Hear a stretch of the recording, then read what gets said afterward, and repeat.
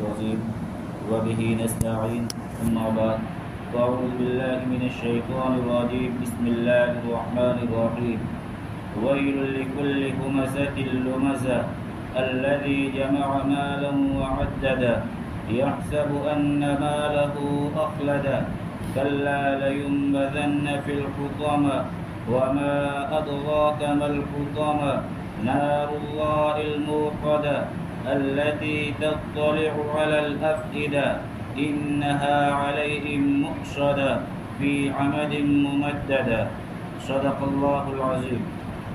بڑی خرابی ہے ہر ایسے شخص کے لیے جو پس پشت عیب نکالنے والا ہو اور روبرو تانا دینے والا ہو، جو بہت مال جمع کرتا ہو اور اس کو بار بار گنتا ہو۔ وہ خیال کر رہا ہے کہ اس کا مال اس کے پاس ہمیشہ رہے گا، ہرگز نہیں۔ واللہ وہ شخص ایسی آگ میں ڈالا جائے گا جس میں جو کچھ پڑے وہ اس کو توڑ پھوڑ دے، اور آپ کو کچھ معلوم ہے کہ وہ توڑنے پھوڑنے والی آگ کیسی ہے؟ وہ اللہ کی آگ ہے جو سلگائی گئی ہے، جو دلوں تک جا پہنچے گی۔ وہ آگ ان پر بند کر دی جاوے گی بڑے لمبے لمبے ستونوں میں۔ یہ سورہ شریفہ جو آپ کے سامنے تلاوت کی اور ترجمہ پیش کیا، یہ سورۃ الہمزہ ہے۔ پہلی آیت میں جو کہ ہمزہ کا لفظ آیا ہے، اس مناسبت سے اس سورہ شریفہ کا نام سورۃ الہمزہ ہے۔ اس کے شان نزول کے بارے میں مفسرین نے لکھا ہے کہ نبی پاک صلی اللہ علیہ وسلم نے جب لوگوں کو اسلام کی دعوت دینا شروع کیا اور رفتہ رفتہ لوگ آپ علیہ السلام پر ایمان لانے لگے اور ایمان والوں کا حلقہ آہستہ آہستہ بڑھنے لگا، تو مکہ کے سردار قسم کے لوگوں نے محسوس کیا کہ اگر اس طرح ان کے ماننے والوں کی تعداد دن بدن بڑھتی جاوے گی تو ہماری چودراہٹ اور ہماری ریاست خطرے میں پڑ جاوے گی۔ چنانچہ جب ان مکہ والوں نے یہ خطرہ محسوس کیا تو حسد، عداوت اور بغض دشمنی کی وجہ سے نبی پاک صلی اللہ علیہ وسلم کی غیبت اور آپ صلی اللہ علیہ وسلم پر طعن و تشنیع شروع کر دی۔ وہ اپنی مجلسوں میں غائبانہ نبی پاک علیہ السلام اور مسلمانوں کی برائیاں کرتے تھے، اور باقاعدہ اس کا پروپیگنڈا انہوں نے شروع کر دیا، اور بسا اوقات ان میں سے بعض تو روبرو نبی پاک علیہ السلام کو اور مسلمانوں کو طعن و تشنیع کرتے تھے، اور اس کو انہوں نے اپنا مشغلہ اور مشن بنا لیا تھا، اپنا اڑنا بچھونا اسی کو بنا لیا تھا کہ نبی پاک علیہ السلام کی ہجو اور آپ کی برائی بیان کی جائے۔ بعض لوگوں کے نام بھی مختلف روایات میں وارد ہوئے ہیں، مثلا مکہ والوں میں سے اخنس بن شریح، ولید بن مغیرہ، امیہ بن خلف، ابی بن خلف وغیرہ وغیرہ، یہ سرداران قریش پس پیش آگے آگے رہتے گئے، اور یہی لوگ نبی پاک صلی اللہ علیہ وسلم اور مسلمانوں کی برائیاں پیٹھ پیچھے غائبانہ اور سامنے اور طعن و تشریح کرنے سے باز نہیں آتے تھے۔ اس پر تسلی کے لیے اللہ تعالیٰ نے نبی پاک علیہ السلام پر یہ سورہ شریفہ نازل فرمائی۔ یہ اس کا شان نزول تھا، شان ورود تھا۔ اس سورہ شریفہ میں کسی کا نام نہیں لیا گیا، بلکہ ان کی برائیوں اور ان کے کرتوتوں کو اللہ نے ذکر فرمایا ہے۔ کیوں؟ اس کی مصلحت کیا ہے؟ مصلحت مفسرین نے یہ لکھی ہے کہ جو لوگ بھی آج ایسے کرتوتوں کے مرتکب ہوں گے اور ان گناہ کے مرتکب ہوں گے، ان کے لیے بھی وہی وعیدیں ہیں جو ان کے لیے اس سورہ شریفہ میں بیان کی گئی ہے۔ اسی لیے اللہ تبارک تعالیٰ نے یہاں پہ کسی کا نام نہیں لیا۔ اسی لیے تو تفسیر کا ایک قاعدہ ہے کہ جب کوئی آیت کسی خاص شخصیت کے سلسلے میں یا کسی خاص عمل کی وجہ سے نازل ہوئی ہو تو وہ آیت اسی کے ساتھ مخصوص نہیں ہوتی، بلکہ اس قسم کی حرکت جو بھی کرے گا آئندہ وہ اس میں شمار کیا جائے گا۔ یہاں بھی اللہ تبارک تعالیٰ نے یہی عمل اور یہی طریقہ اپنایا ہے۔ الغرض اللہ تبارک تعالیٰ نے ان کفار کے کرتوتوں اور اظہار رسانیوں کی وجہ سے نبی پاک صلی اللہ علیہ وسلم اور مسلمانوں کو بہت تکلیف پہنچتی تھی، تو اللہ نے تسلی کے لیے سورہ شریفہ نازل فرمائی۔ اس کے علاوہ قرآن پاک میں دوسری جگہ پر بھی اللہ نے یہی مضمون اس طرح کا بیان فرمایا ہے۔ چنانچہ اللہ نے 14ویں پارے میں فرمایا وَلَقَدْ نَعْلَمُ أَنَّكَ يَضِيقُ صَدْرُكَ بِمَا يَقُولُونَ فَسَبِّحْ بِحَمْدِ رَبِّكَ وَكُن مِّنَ السَّاجِدِينَ وَاعْبُدْ رَبَّكَ حَتَّى يَأْتِيَكَ الْيَقِينُ۔ کہ اے نبی جی ہم اچھی طرح جانتے ہیں کہ ان کی باتوں سے آپ کا دل تنگ ہوتا ہے، لیکن آپ یاد رکھیں ہم آپ کو اور مسلمانوں کو یہ تاکید کرتے ہیں کہ آپ اپنے رب کی پاکی حمد و ثنا کے ساتھ بیان کیجیے اور اللہ کے حضور سجدہ ریز ہونے والے بنیے اور اللہ کی عبادت میں لگے رہیے موت تک۔ گویا ان کے طعنوں، غیبت اور شرارتوں کا کوئی جواب دینے کی ابھی ضرورت نہیں، ابھی وقت نہیں ہے کہ ان کا جواب دیا جائے۔ دیگر مقامات پر بھی قرآن کریم میں اللہ نے ان چیزوں کو بیان فرمایا ہے اور یہی تلقین کی گئی ہے کہ صبر اور تقوی سے کام لیا جائے۔ یہاں اس سورہ شریفہ میں بھی ان کی ان حرکتوں کو ذکر فرما کر اللہ تبارک تعالیٰ نے وعید سنائی ہے۔ اللہ تبارک تعالیٰ کی طرف سے ان کے لیے کیا وعید ہے وہ آگے آئے گی۔ پہلی آیت میں وَيْلٌ لِّكُلِّ ہُمَزَةٍ لُمَزَةٍ، ہمزہ کے معنی آتے پیٹھ پیچھے دوسروں پر عیب لگانا، برائی بیان کرنا، اور لمزہ کے معنی آتے روبرو یعنی سامنے آمنے سامنے عیب لگانا، طعنہ دینا۔ بعض حضرات مفسرین نے اور اہل لغت نے اس کا برعکس ترجمہ کیا ہے، یعنی ہمزہ کا ترجمہ کیا ہے طعنہ دینا، روبرو، اور لمزہ کا ترجمہ کیا ہے پیٹھ پیچھے برائی بیان کرنا۔ لیکن عام طور پر ہمارے اکابرین نے جو اردو قرآن کریم کے ترجمے اور تفسیریں لکھی ہے وہ اسی کو اختیار کیا کہ ہمزہ کے معنی آتے غائبانہ، پیٹھ پیچھے دوسروں پر عیب لگانا، اور لمزہ کے معنی آتے منہ پر طعنے دینا۔ ویلن، ویل کہا جاتا ہے عربی میں بہت بڑی خرابی، ہلاکت اور بربادی کو۔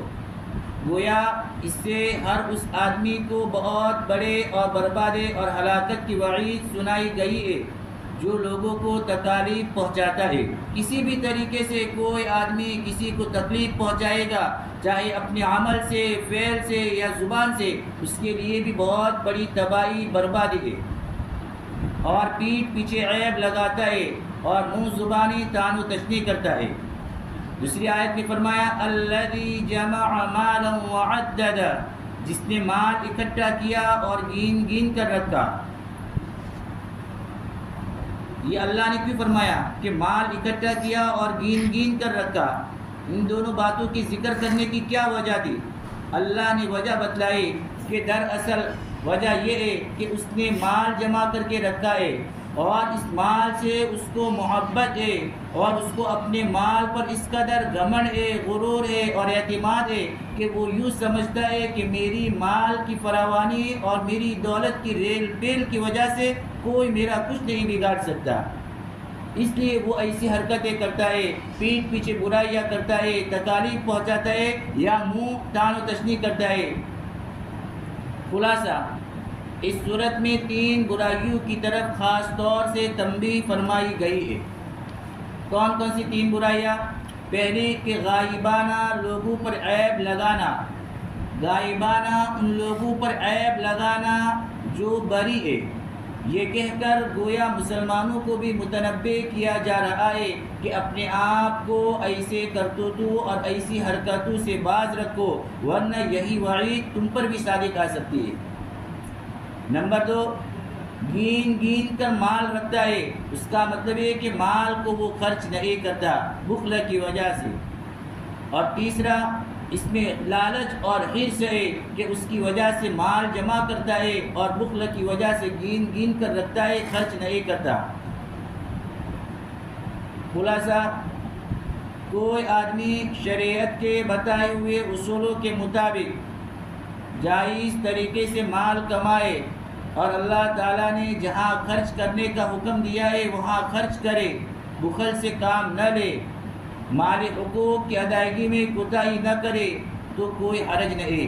مال فی نفسی یہ برا نہیں ہے، مال بھی اللہ کی ایک بہت بڑی نعمت ہے، اس کے ذریعے سے آدمی اللہ کا قرب اور اللہ کا تقرب اور اللہ کی نزدیکی حاصل کر سکتا ہے، لیکن کب؟ جب اس طریقے پر، جب اللہ نے جو جیسا بتلایا ہے اس کے مطابق مال حاصل کرے اور مال خرچ بھی کرے۔ تو اسی لیے تو ایک روایت ہے کہ کل قیامت کے دن میدان محشر میں آدمی کے پاؤں اپنی جگہ سے ہل نہیں پائیں گے جب تک کہ 5 سوالوں کے جواب نہ دے۔ بعض روایات میں 4 سوال کا تذکرہ ہے، ان میں سے ایک سوال یہ بھی ہے کہ مال کہاں سے کمایا اور کہاں پہ خرچ کیا۔ تیسری آیت ہے یحسب ان مالہ اخلد، وہ یہ سمجھتا ہے کہ اس کا مال اس کو ہمیشہ زندہ رکھے گا۔ گویا اس کو اپنے مال پر اعتماد ہے کہ وہ یوں سمجھتا ہے کہ اس مال کی وجہ سے میں ہمیشہ رہوں گا، یہ مال مجھے ہمیشہ زندہ رکھے گا۔ حالانکہ اس دنیا میں کون ہمیشہ زندہ رہنے کے لیے آیا ہے؟ کوئی نہیں آیا ہے، بلکہ جو آیا ہے وہ جانے کے لیے آیا ہے۔ کل من علیہا فان، ہر ایک کو اس دنیا سے جانا ہے۔ یہ آنا، یہ جانے کی علامت ہے، نشانی ہے، دلیل ہے۔ یہاں تک اللہ تبارک تعالیٰ نے یہ 3 آیتیں وَيْلٌ لِكُلِّ هُمَزَةٍ لُمَزَةٍ الَّذِي جَمَعَ مَالًا وَعَدَّدَهُ يَحْسَبُ أَنَّ مَالَهُ أَخْلَدَهُ، یہ 3 آیات ان کی عادتیں اور خصلتیں اللہ تعالیٰ نے ان 3 آیات کے اندر بیان فرمائی۔ آگے اب اللہ وعید سنا رہے ہیں۔ کیا وعید اللہ نے ان کے لیے جو ان 3 برائیوں کے اندر مبتلا ہے اس کے لیے کیا وعید ہے؟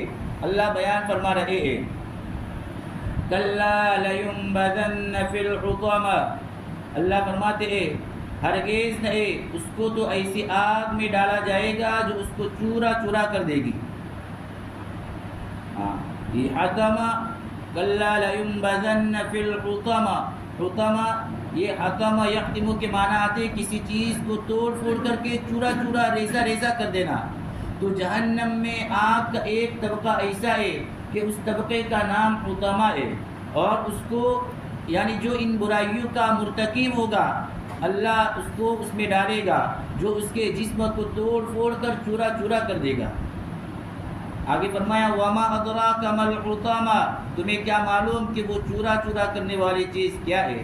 یعنی جس جگہ میں، جس طبقے میں، جہنم کے جس حصے میں اس کو ڈالا جائے گا جو چورا چورا کرنے والی اور توڑ پھوڑ کرنے والی ہے، وہ کیا ہے؟ اللہ نے اس کی وضاحت کی نار اللہ الموقدہ، کہ وہ اللہ کی جلائی ہوئی ایک آگ ہے، التی تطلع علی الافئدہ، جو دلوں پر غالب آ جاتی ہے۔ دیکھیے دنیا میں اگر کسی آدمی کو آگ میں ڈالا جاتا ہے تو پہلے آگ اس کی کھال پر اثر کرتی ہے، پھر اس کے بعد گوشت، پھر ہڈے پر۔ دنیا کی آگ کے اندر یہ ہوتا ہے کہ پہلے آگ وہ کھال پر، جسم پر اثر کرتی ہے، پھر اس کے گوشت پر، پھر ہڈے پر، اور عام طور پر ایسا ہوتا ہے کہ اسی میں آدمی کی موت واقع ہو جاتی ہے اور دل تک اس کا اثر پہنچنے کی نوبت ہی نہیں آتی آگ تک۔ لیکن جب جہنمیوں کو جہنم میں ڈالا جائے گا تو جہنم میں لا یموت فیہا ولا یحیا، قرآن میں جگہ فرمایا نہ تو وہ مرے گا نہ زندہ رہے گا، یعنی وہ زندگی نہ موت نہیں آئے گی۔ جب موت نہیں آئے گی تو دنیا میں تو آگ کا اثر دل تک پہنچنے سے پہلے موت آ جاتی ہے، اس لیے وہ اثر نہیں پہنچ سکتا۔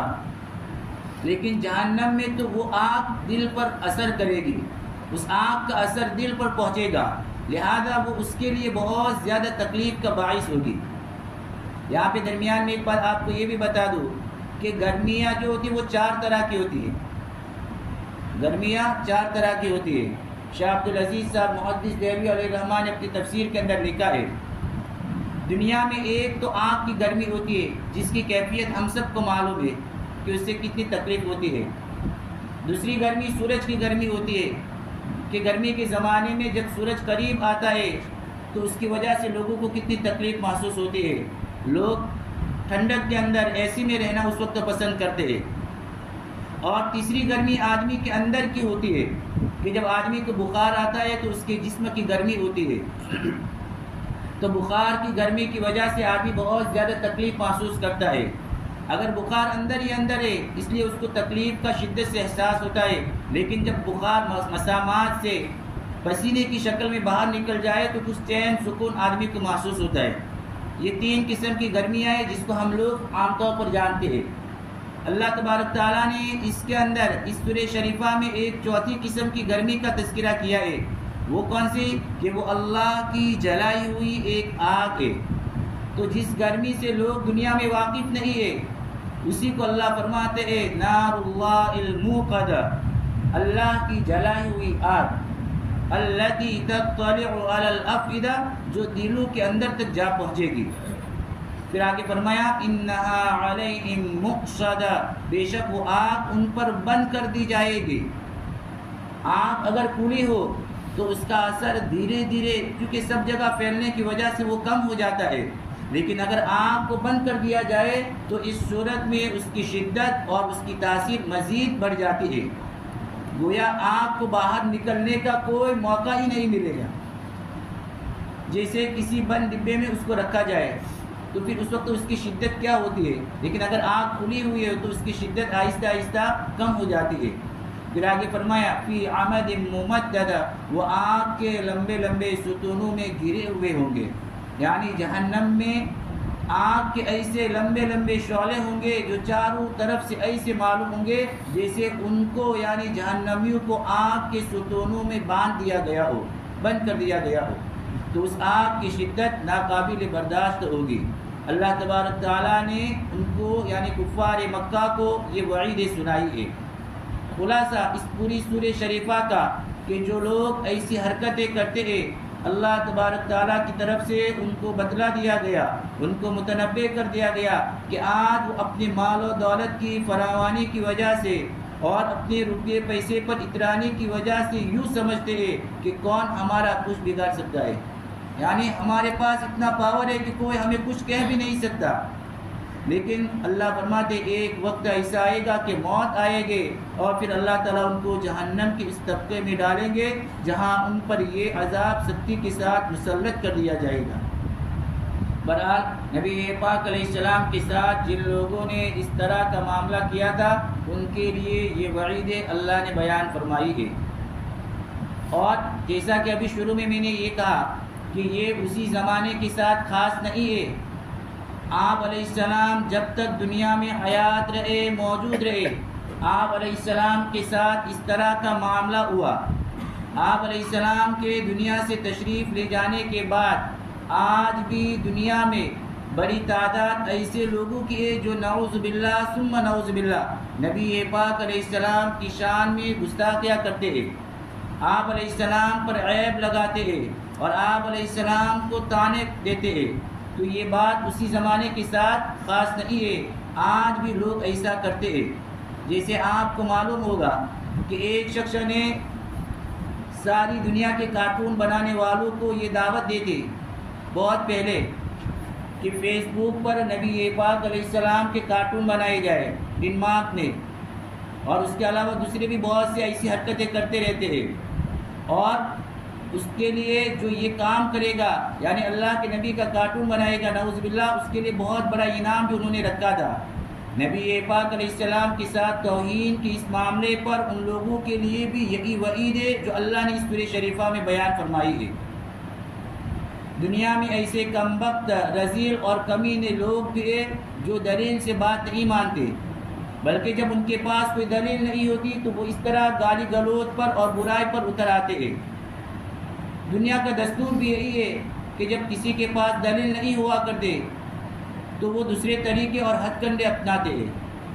یہاں بھی اسی طرح ہو رہا ہے، جو لوگ اپنے آپ کو جدید تہذیب کے دعوے دار کہتے ہیں، حقوق انسانی کے علمبردار اپنے آپ کو کہتے ہیں، اسی طرح دنیا میں امن و امان پھیلانے کے دعوے دار ہیں، وہ بھی نعوذ باللہ نبی پاک علیہ السلام کی شان میں اس طرح کی گستاخیاں اور برائیاں کرتے رہتے ہیں، تو اس کے لیے لوگوں کو باقاعدہ دعوت بھی دی جاتی ہے۔ تو ان کے لیے بھی یہ ساری وعید ہے جو اللہ نے اس سورہ شریفہ میں بیان فرمائی۔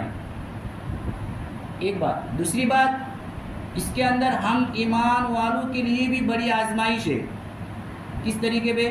وہ اس طریقے پہ کہ دیکھیں نبی پاک علیہ السلام کے ساتھ کی جانے والی اس گستاخی پر آپ کیا ایکشن لے رہے ہیں، آپ کا رد عمل کیا ہوئے اس پر، آپ اس کا کیا جواب دے رہے ہیں۔ گویا ہمارے ایمان کو چیلنج کیا جا رہا ہے، نبی پاک علیہ السلام کی محبت تو ہمارے ایمان کا جزو ہے۔ حدیث پاک میں آتا ہے اللہ کے نبی نے فرمایا لا یؤمن احدکم حتی اکون احب الیہ من نفسہ ووالدہ وولدہ والناس اجمعین۔ بخاری شریف کی یہ روایت ہے۔ نبی پاک علیہ السلام فرماتے ہیں کہ تم میں سے کوئی آدمی مومن نہیں ہو سکتا جب تک کہ میں اس کی جان، باپ، اولاد اور تمام لوگوں سے زیادہ محبوب نہ ہو جاؤں۔ جب تک نبی پاک علیہ السلام کی محبت سب کی محبت پر غالب نہ ہو تب تک آدمی کا ایمان مکمل نہیں ہوتا۔ اور آپ علیہ السلام کی شان میں اس طرح کے گستاخیاں کر کے اہل ایمان کو، مومنین کو غیرت دلائی جا رہی ہے، ان کو اکسایا جا رہا ہے اور چیلنج کیا جا رہا ہے، تو ان کو چاہیے کہ ایسا کرنے والوں کی اس حرکت پر اپنا تأثر دے۔ اب کیا تأثر دے اور کس طریقے پہ ہم تأثر دے، اس کا جواب دے۔ کیا جوش میں آ کر ہم ان کو گالیاں دے؟ نہیں، گالیاں دینے کی بجائے ایسا ان کو جواب دینا چاہیے جو ان پر اثر انداز ہو۔ وہ جواب کیا ہے؟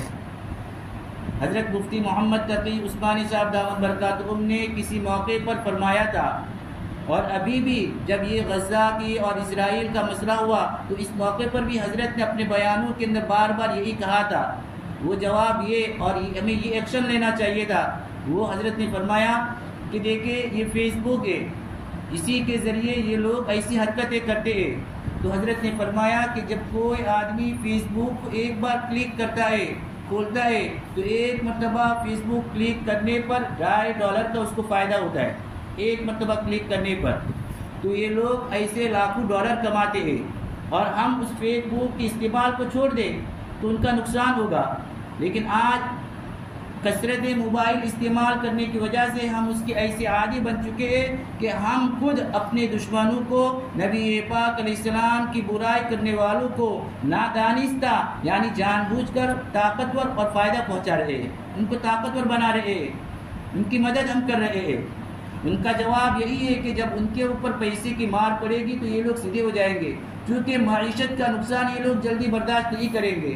تو حضرت نے اس موقع پر بھی یہی فرمایا تھا کہ جتنا زیادہ ہو سکے، یہ جائز ناجائز کا مسئلہ نہیں ہے، یہ ایمانی غیرت کا مسئلہ ہے کہ ہم اس طریقے پہ ان کا جواب دیں اور ایکشن لیں کہ ان کی معیشت کمزور ہو۔ جتنی معیشت ان کی کمزور ہوگی تو یہ لوگ سیدھے ہو جائیں گے۔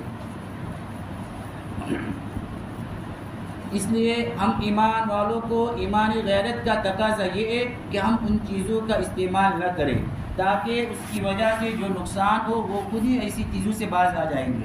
تو اللہ تبارک تعالیٰ نے اس سورہ شریفہ میں جو وعید بیان فرمائی، یہ آپ کے زمانے میں یعنی نبی پاک علیہ السلام کے زمانے میں مکہ مکرمہ کی سردار ایسی حرکتیں کرتے تھے، اس لیے اصل تو اس صورت میں یہ ساری وعیدیں ان کے لیے، لیکن پھر سے بات کہہ رہا ہوں میں کہ ان کے ساتھ خاص نہیں ہے۔ ہمارے اس ملک میں بھی ایسے لوگ ہیں جو نعوذ باللہ آئے دن نبی پاک علیہ السلام کی شان میں ایسے گستاخانہ الفاظ استعمال کرتے ہیں، جس کو ہم پڑھتے ہوئے تو ہماری غیرت ایمان جوش میں آ جاتی ہے۔ لہذا ہمیں بھی کوئی ایسے انداز سے ان کا جواب دینا چاہیے جس سے ان کو نقصان پہنچے، یہی اصل جواب ہے۔ ایسا نہیں کرنا چاہیے کہ جوش میں آ کر ہم کوئی ایسا طریقہ اختیار کرے کہ اس کے اندر پھر ہم خود نقصان میں مبتلا ہو جائے، ان کا نقصان ہوئے نہ ہوئے لیکن ہمارا خود نقصان ہو جائے اور ہم تکلیف میں مبتلا ہو جائے۔ اس لیے ایسا کوئی طریقہ اختیار نہیں کرنا چاہیے، بلکہ ہم جمہوری ملک میں رہتے تو جمہوریت کے انداز میں ایسا کوئی طریقہ اختیار کرے جس سے ان کا نقصان ہوئے۔ اللہ تبارک تعالی ہم سب کی اس کی حفاظت فرمائے، قرآن احکام کے مطابق اللہ زندگی گزارنے کی ہم سب کو توفیق عطا فرمائے، بدعات سے رسومات سے اللہ ہماری پوری امت کی حفاظت فرمائے۔ سبحانک اللہم وبحمدک وتبارک اسمک وتعالی جدک ولا الہ غیرک، سبحان اللہ وبحمدہ عدد خلقہ ورضا نفسہ وزنۃ عرشہ ومداد کلماتہ، لا الہ الا انت سبحانک انا کنا ظالمین۔ اللهم صل على محمد وعلى آل محمد وبارك وسلم۔ ربنا ظلمنا أنفسنا وإن لم تغفر لنا وترحمنا لنكونن من الخاسرين۔ ربنا فاغفر لنا ذنوبنا وكفر عنا سيئاتنا وتوفنا مع الأبرار۔ ربنا لا تزغ قلوبنا بعد إذ هديتنا وهب لنا من لدنك رحمة إنك أنت الوهاب۔ اللهم اهدنا واهد بنا واجعلنا سببا لمن اهتدى۔ اللهم انفعنا بالقرآن العظيم وارفعنا بالآيات والذكر الحكيم. اللهم نور قلوبنا بالقرآن وزين أخلاقنا بالقرآن ونجنا من النار بالقرآن وأدخلنا الجنة مع الأبرار بالقرآن. يا عزيز يا غفار يا عناب يا منان يا ذا الجلال والإكرام. ربنا آتنا في الدنيا حسنة وفي الآخرة حسنة وقنا عذاب النار. سبحان ربك رب العزة عما يصفون وسلام على المرسلين والحمد لله رب العالمين.